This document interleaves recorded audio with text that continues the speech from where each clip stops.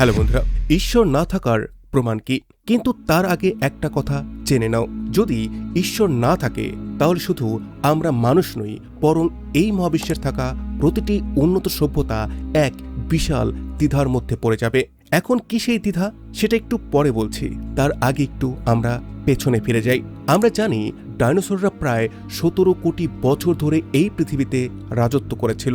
তারপর হঠাৎ করেই একদিন বিশাল গ্রহাণু পৃথিবীতে এসে ধাক্কা খায়, আর সেই ঘটনার ফলেই ডাইনোসররা বিলুপ্ত হয়ে যায়। তাদের বিলুপ্তির পরেই আমাদের পূর্বপুরুষরা ধীরে ধীরে স্বাধীনভাবে বিকশিত হওয়ার সুযোগ পায়। এখন আমরা যা বিশ্বাস করি তা হলো আমাদেরকে কোনো ঈশ্বর সৃষ্টি করেছেন। কিন্তু যদি সত্যি কোনো সর্বশক্তিমান সর্বাজ্ঞ ঈশ্বর থাকতেন, তাহলে তিনি আমাদেরকে বিকাশের জন্য 17 কোটি বছর ধরে পৃথিবীতে বসবাসকারী প্রাণীদের এত ভয়ঙ্কর মৃত্যু দিতেন।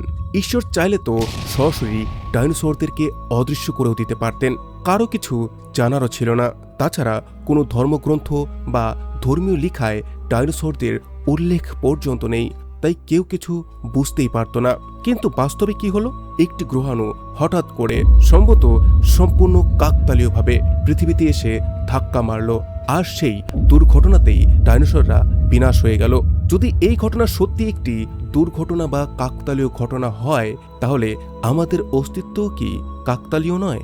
কারণ আমরা আজ এখন আছি শুধুমাত্র ডাইনোসরদের বিলুপ্তির জন্য। যদি সেই গ্রহাণু পৃথিবীর সাথে ধাক্কা না খেত, তাহলে না আমরা থাকতাম, আর না থাকতো ঈশ্বরের সেই ধারণা, যেটা আজ আমরা মানুষ সারা পৃথিবীতে ছড়িয়ে দিয়েছি। আমাদের পূর্বপুরুষরা তখন মাটির নিচে লুকিয়ে বেঁচেছিল। ডাইনোসরদের বিলুপ্তির পরেই তারা বিকাশের সময় আর সুযোগ পেয়েছিল। অর্থাৎ আমরা এখানে কোনো ঈশ্বরের ইচ্ছায় নয়, বরং এক বিশাল কাকতালীয় ঘটনার ফলেই অস্তিত্বে এসেছে। স্টিফেন হকিং এর মতো বিজ্ঞানীরাও বলেছেন, এই মহাবিশ্ব কোনো ঈশ্বরের কারণে নয়, বরং অন্য কোনো প্রাকৃতিক কারণেই অস্তিত্বে এসেছে। এখন আসি সেই বড় দ্বিধার কথায়। ধরা যাক সত্যি ঈশ্বর নেই, তাহলে শুধু আমরা নই, এই মহাবিশ্বে থাকা প্রতিটি বুদ্ধিমান এলিয়েন সভ্যতাও এক বিশাল সমস্যায় পড়ে যাবে। কারণ কেউ নিশ্চিতভাবে জানতে পারবে না এই মহাবিশ্ব কেন অস্তিত্বে এসেছে। সব সভ্যতাই সেই কারণ খুঁজবে, যে কারণ আদৌ আছে কিনা সেটাই জানা নেই। এমনকি মহাবিশ্ব ধ্বংস হয়ে গেলেও সেই প্রশ্নের উত্তর হয়তো কখনো পাওয়া যাবে না।